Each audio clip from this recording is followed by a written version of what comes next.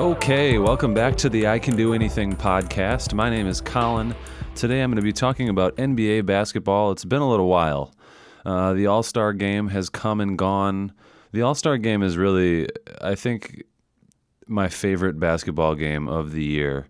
The NBA Finals as a whole in the NBA playoffs is really great and probably better than the NBA All-Star game. But as a whole, or just as one game, if I could pick my favorite game, my favorite basketball game of the year, it's probably the NBA All-Star game. It's just really exciting, and there's just the wow factor. These are the greatest basketball players on the face of the earth. Even when Team Giannis went up by a bunch, you knew that they were going to come back, that Team LeBron was going to make a comeback, because these guys can score at will. I mean, there's not a lot of defense in the first three quarters to begin with. So scoring points, you saw by the overall total points in the game, the final score was something ridiculous. Team LeBron, who won, basically almost scored 200 points. So they were down by a bunch, but I didn't really see that as an obstacle. I mean, there's all kinds of shooters on their team. Damian Lillard hit some threes at the end of the third quarter. Klay Thompson. They really made the comeback in the last 8 minutes of the third quarter. But overall, it was a great game. I don't think it was as great, obviously, as last year's game. Just kind of with the buildup of the new format from last year's game.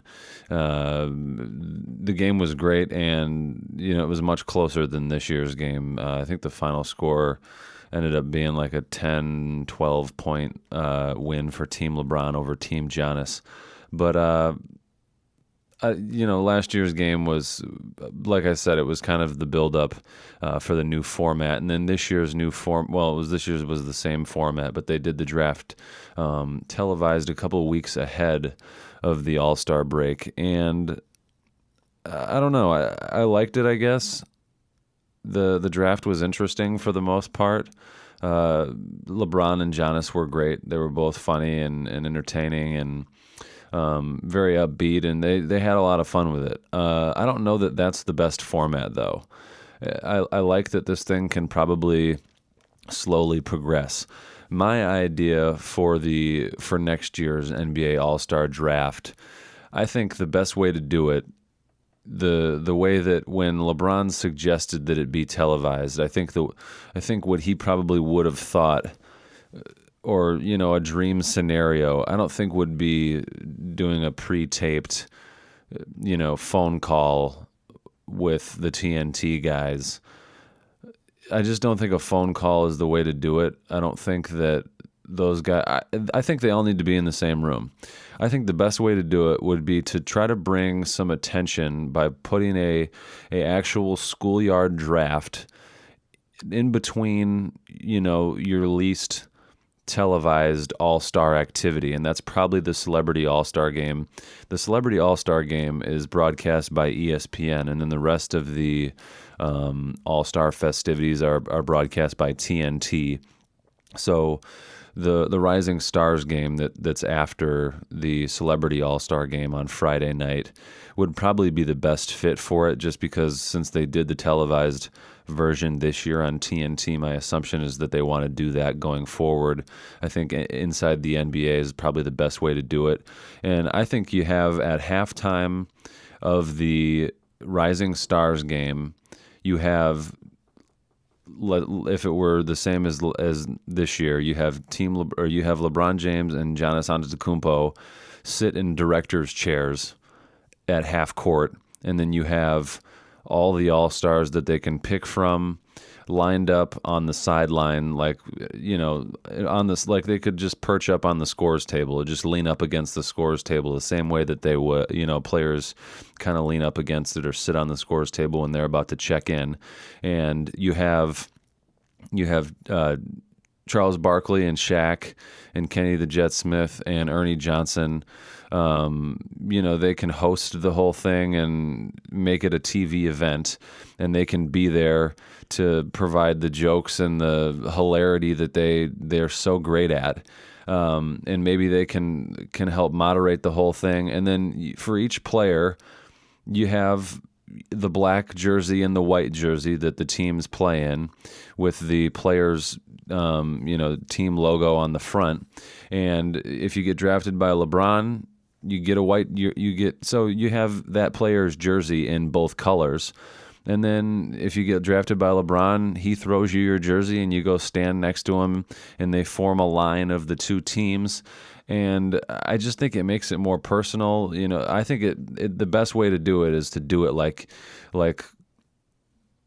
a schoolyard, and that's what everybody keeps referring to, the schoolyard, pickup ball draft style, and that's what I think LeBron, when he originally said that it needed to be televised, meant. I think that he meant that all these guys need to be in the same room together, and that way you bring attention.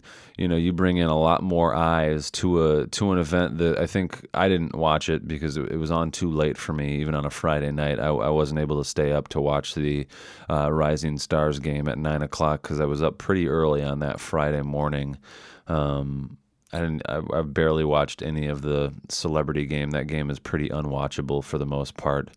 For obvious reasons. But I think that brings attention to the Rising Stars game a little more. It brings your viewership up for that game. Guys are going to tune in. Even if they don't watch the game, they're going to tune in for a little bit. They're going to, watch the second quarter, anticipating halftime, and then maybe they stick around and watch the rest of the game if it's close, or I don't know. I think it could be a good way to bring. Or maybe you do it on Saturday night before the skills challenge, whatever it may be. I think logistically for the NBA, they probably didn't or haven't done it that way because they want to have the merchandising so that people can buy all-star uniforms ahead of time. But just let them buy whatever color, the players ahead of time. You know who all the players are going to be. Just make them a jersey in both colors. I don't see why the color matters, whether it's white or black. I think logistically that's probably one of the bigger reasons why, for merchandising, as far as selling all-star apparel. They can't just make the jerseys that night, but just make each player have two jerseys, one for each team, and then you toss them the jersey and they don't play that night. I think ideally it'd be really fucking cool if they just that night did the draft and then said, let's roll, let's fucking play. But there's no way they're going to do that. So even, maybe you give them 2 days, a day and a half, whatever it is, Friday night, Saturday night before the game to do the draft. I think that would be really cool. The All-Star game this year was really good again. There was some great moments with Clay and Steph playing on opposite teams. Joel Embiid and Russell Westbrook never were on the floor as teammates at the same time. So that little thing never played out. That whole storyline didn't end up.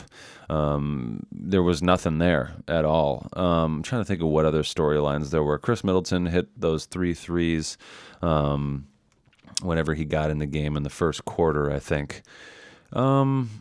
I think that's about all I got from the All-Star game. I just think that would be a really fun format. I want to see those guys all in the same room, reacting to being picked whenever they got picked, and just that schoolyard mentality would be really fun. And that's what people keep referring to as the schoolyard pickup ball thing. So the All-Star break is here. It's gone. And basketball starts up again tonight, Thursday, February 21st. And let's take a look at the standings. I want to see where all these teams are at coming out of the All-Star break. So the Bucks are still first. Yeah, the Bucks are still first overall with a 7.54 win percentage. And then in second would be the Raptors, and third would be the Warriors. As I kind of just skim through the standings. The Jazz are in 6th in the West. I didn't really I didn't really even realize that going into the All-Star break.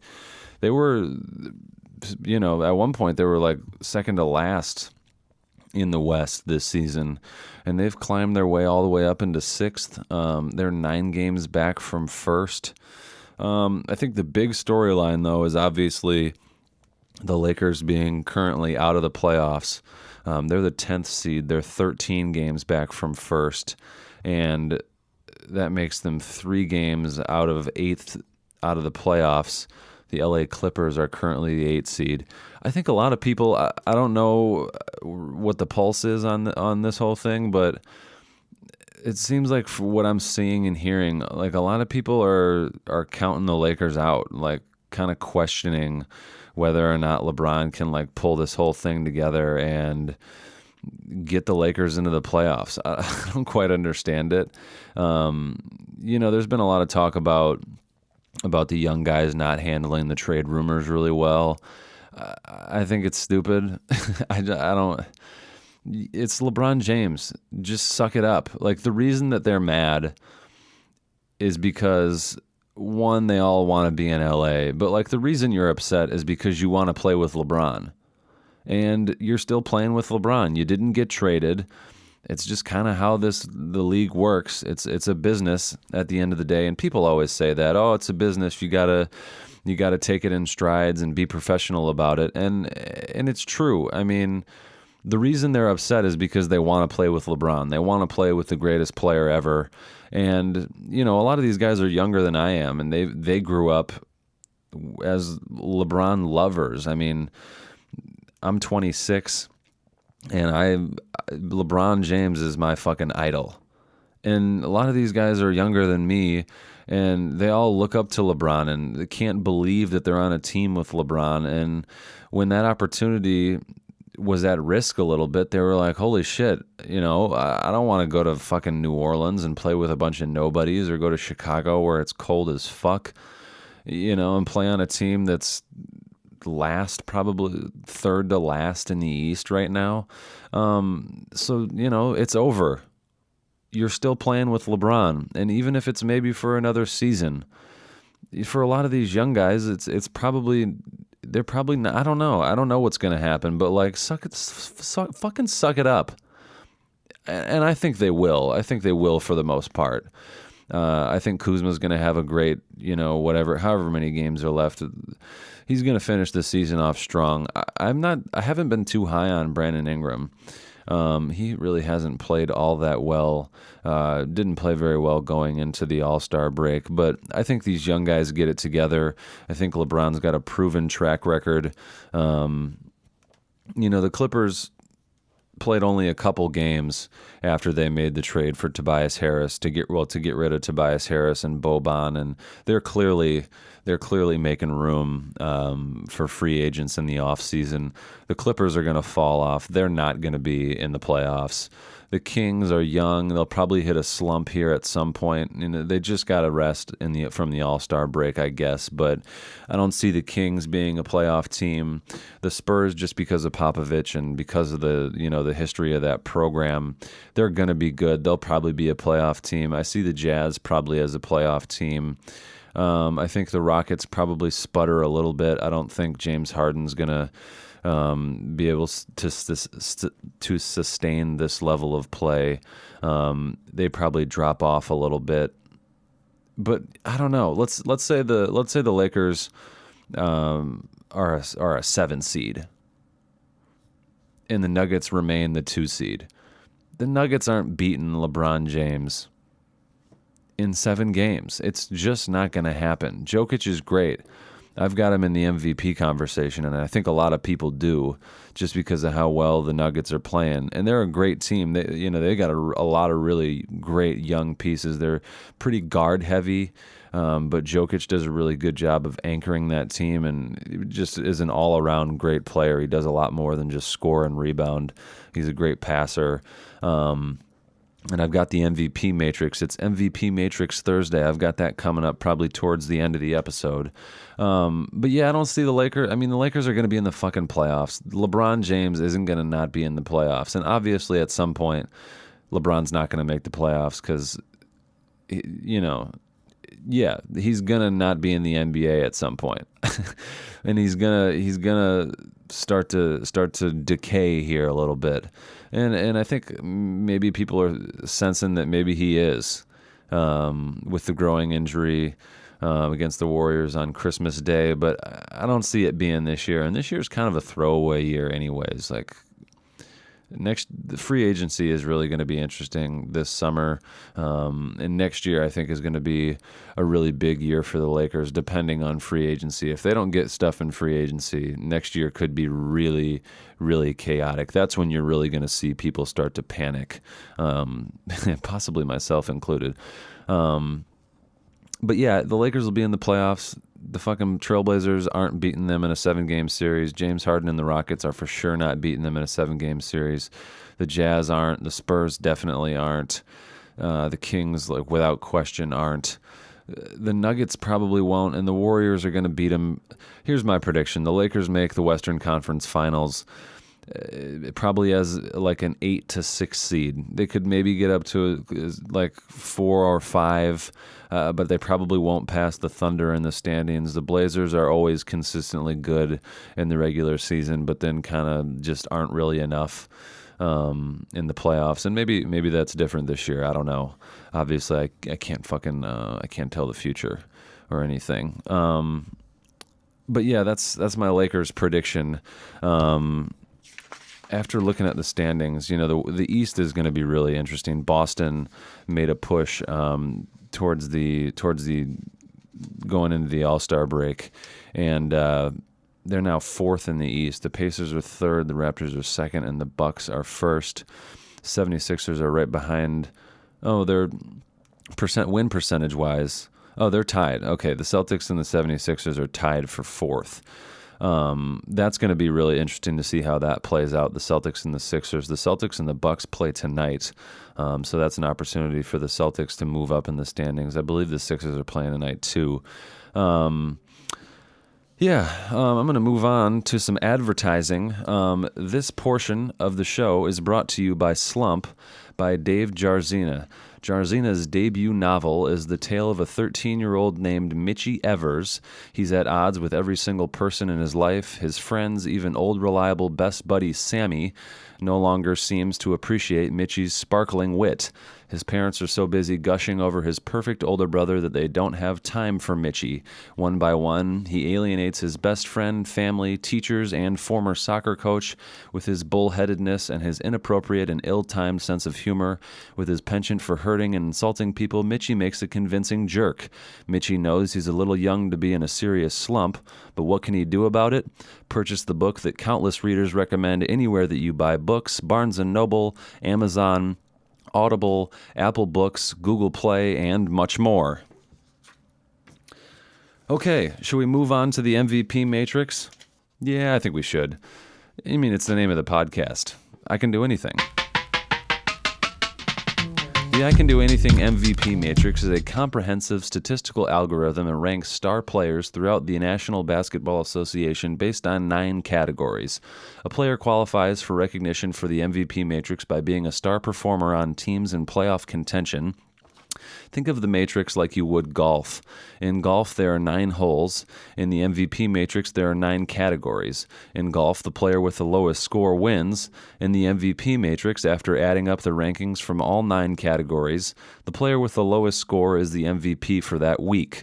The basis being that the MVP award should be given to the player who gives their team the most value, and not by being the best performer, maybe in points per game, or best performer on one side of the ball, or maybe in a few categories, but all the important categories combined. Unless, of course, we're going to change the name of the award to the Most Outstanding Player Award, or the Most Amazing Performer of the Year Award, or something like that. But the award is the MVP, Most Valuable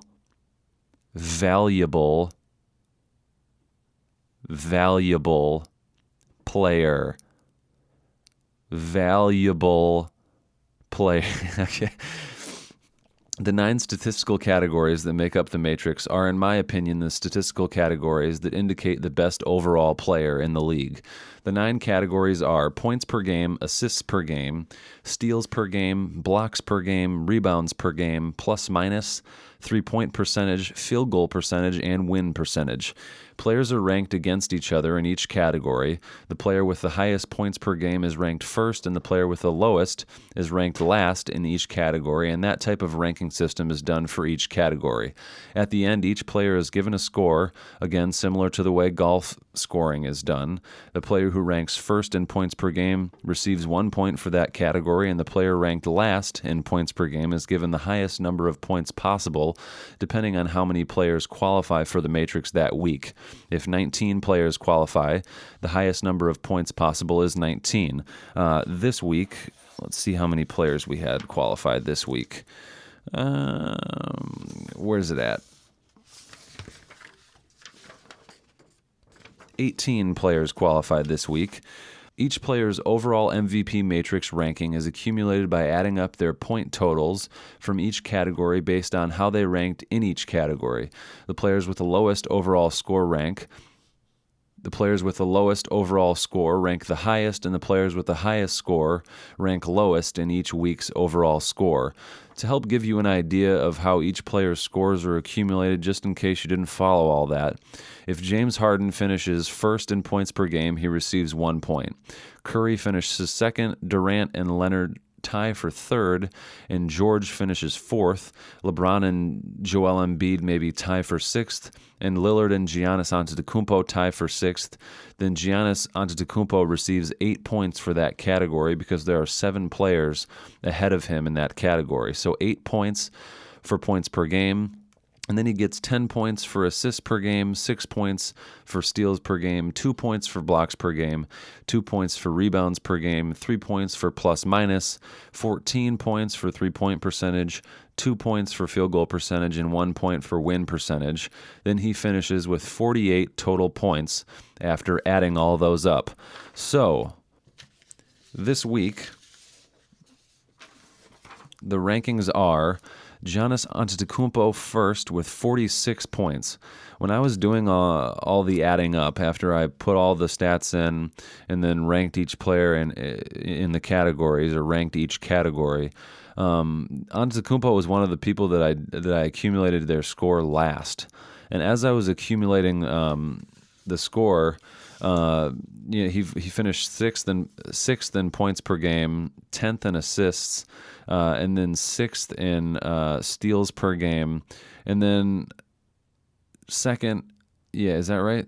Yeah, second in blocks per game, second in rebounds per game, and then second in plus minus, and then 16th in 3-point percentage. That was kind of he's not a good 3-point shooter. That's pretty obvious. But as I was doing it, I was like, wow, is Antetokounmpo not gonna be in first? Because in second place I had Durant with 61, and then I did Giannis' score, and he got 46. He continues to blow people away in the MVP matrix overall scoring. I mean, he finishes first with 46 points. The next closest in second is Durant with 61 points.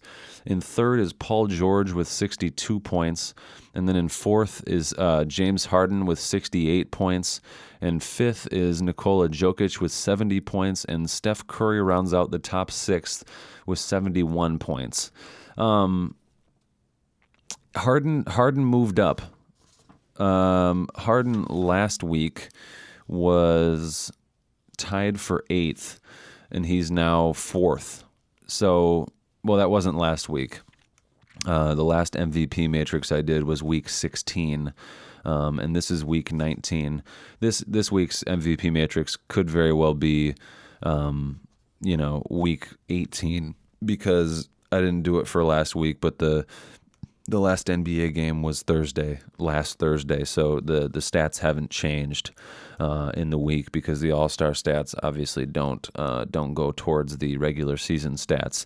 So that's the lineup. Antetokounmpo first, Durant second, Paul George third, James Harden fourth, Jokic fifth, and Curry sixth. The MVP matrix also, for those of you that don't know, is a top six type of thing. So I want to look at Harden's statistical rankings and see where he ranks in each category. So Harden finishes first in points per game. He moved up to fourth, tied for fourth in assists per game. In steals per game, he tied for second. In blocks per game, tied with Durant for third. And then in rebounds per game, a little below average. He finished 12th, and then tied for 12th in plus minus. His three-point percentage actually went up quite significantly. This week, James Harden's three-point percentage is 37.4%. And the last time I did the MVP matrix about 3 weeks ago, his three-point percentage was, it went down. That's interesting. His percentage went down, but he moved up in the overall rankings. Last week, in the overall rankings in three-point percentage, he was, let's see, where's three-point percentage? He was 8th, and this week in three-point percentage, 5th. So that's interesting. His percentage got worse, but the rest of the pack, their percentages got even more worse. Is that how you say? That's not how you say that at all. Finished 5th in three-point percentage, and then in field goal percentage, finished 15th, so towards the end of the pack, and then moved up in win percentage. He was in the 8th spot, but Leonard and Lowry obviously tied for second in win percentage because they're on the same team. Then Curry and Durant tied for third, and then Jokic, and then Russell Westbrook and Paul George tied for 5th, and then Irving, Embiid, Simmons, and Harris, 3 of them being on the same team, and then Irving on the Celtics, who they are tied for 4th in the East. They were 6th, and then Lillard and Harden. So Harden made quite the significant improvement in the MVP matrix, going from tied for 8th to 4th. That makes sense. I think a lot of people have him 1 or 2. I've obviously got him 4th. I don't think people really talk about Durant being an MVP candidate, but he's really solid all around. Durant is 4th in points per game, 10th, 11th, I guess, in assists per game. Steals per game, he's towards the bottom. Rebounds per game, tied for 3rd. Oh, no, that's blocks per game, tied for 3rd. Rebounds per game, middle of the pack. Plus minus, he's 3rd. Three-point percentage, he is 7th. Field goal percentage, 3rd. And then 4th in win percentage. I guess it could really be 3rd because those are his team is in 3rd overall. But Durant is really, really solid. He's just the guys that finish towards the top in the MVP overall standings. They generally finish to the top in the middle of the road somewhere. Like Durant's highest score is probably 10 in assists per game. He's in the 10 spot, and that's about as high as it gets. Now assists per game and steals per game, but other than that, the guys that are really bad, the guys whose totals I didn't even accumulate, like Kemba Walker, I mean, they finish last or towards the bottom in a lot of these categories, and they end up with like 125 points when Antetokounmpo's got 46. Let's see what else is going on. Zion Williamson busted out of his shoe. That's interesting. I don't really have much to say about it. You could say, I think a lot of people are just saying a lot of the same stuff, I would assume, about that. Like, you can't wear Nikes anymore. Nobody wear Nikes. Let's everybody boycott Nike. First it was Kaepernick, and now Zion Williamson. That'll be interesting to see, though, how long he's out and how that affects Duke, how that affects the NCAA landscape. College basketball certainly changed when he got injured. I don't think it necessarily means that Duke can't win a national championship. They're obviously fucking loaded, especially with freshmen. R.J. Barrett and Cam Reddish alone could probably carry that team well into the NCAA tournament. But yeah, it'll certainly have implications depending on how long he's out on NBA teams. And Michigan State beat Rutgers last night. I was pretty worried there for a little while. They were down most of the game, and then they ended up tying it with maybe 12 minutes or so left. And then Cassius Winston led them to a win.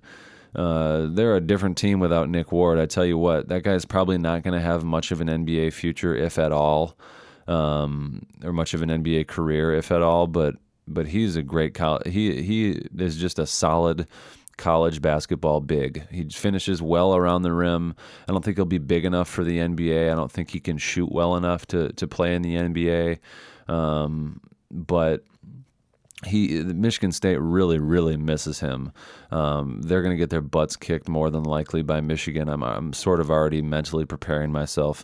I was feeling pretty optimistic actually early on in the season. I wasn't too high on their chances to beat Michigan. Just the way Michigan got out of the gate to start the season. But over the last 3-4 weeks. With Nick Ward, I thought they had a really good chance at beating Michigan, and Michigan had lost a couple games that they shouldn't have in the Big Ten. Michigan State did too, but now with the injury to Nick Ward, my hopes are low, and I'm kind of preparing myself for 2 losses. They play Michigan here twice in the next couple weeks, and then it's March Madness time, and we get to fill out our brackets. Bracket time is the best, man. I love fucking the NCAA tournament is great. I always take off the afternoon on that Thursday and Friday, the first round, the opening weekend of college basketball, and set up a bunch of TVs and just sit there. Last year, I think I watched all those games just by myself in my living room on 3 different TVs. I pulled my TV from the bedroom out into the living room, and then was watching on my bedroom TV in the living room, and my living room TV, and then my laptop right next to me. And then I would perch my cell phone, up on the screen of the laptop, and I would have all 4 games running at once. And my dream setup, someday I'm going to have it. I'm going to have 4 identical TVs mounted on the wall, or maybe it's just one big screen that splits into 4 so that I can watch, 4 40-inch screens, and then for whenever else, I can just make those 4 be one big screen. But yeah, March Madness is really exciting. Today's episode of the I Can Do Anything podcast is brought to you by Beat Freak. When it comes to making beats, you don't need sophisticated beat-making software.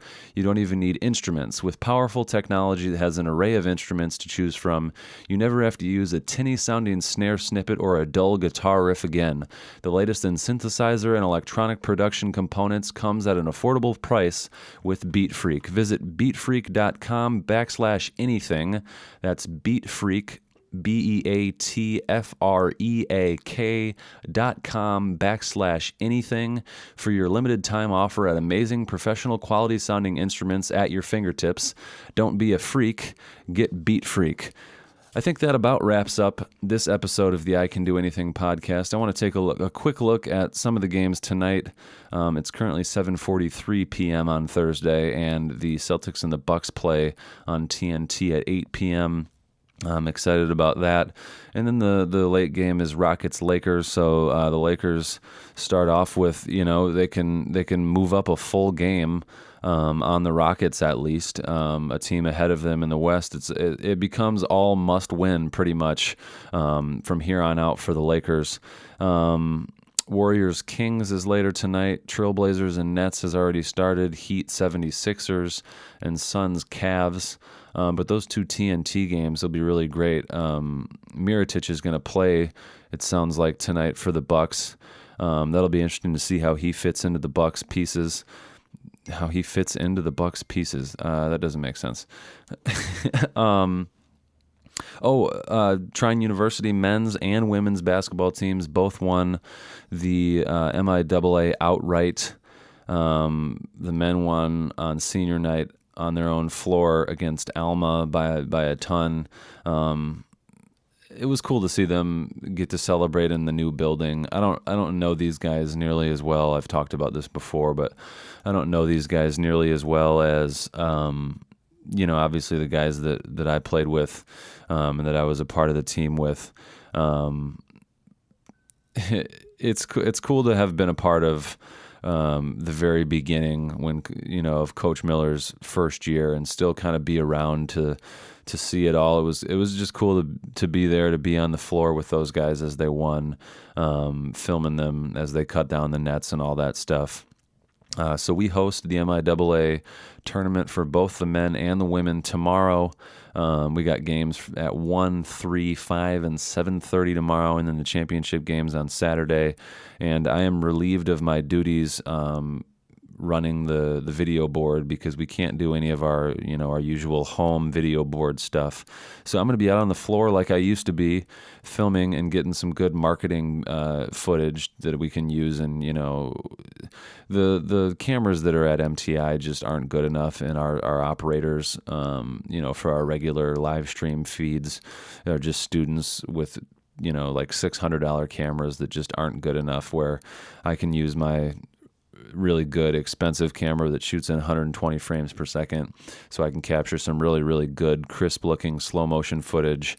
And I'm excited to do that again. I did it once for a game earlier this year when we weren't doing any of the video board stuff because it was over Christmas break and they weren't really expecting any fans pretty much.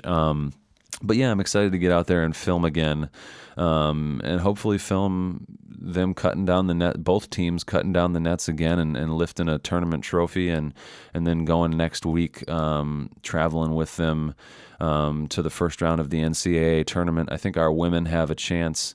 I think they're 5th nationally in Division III. I think they have a decent chance at hosting the first round, so that could be really cool for Trine as a whole and for the MTI Center to host an NCAA tournament game.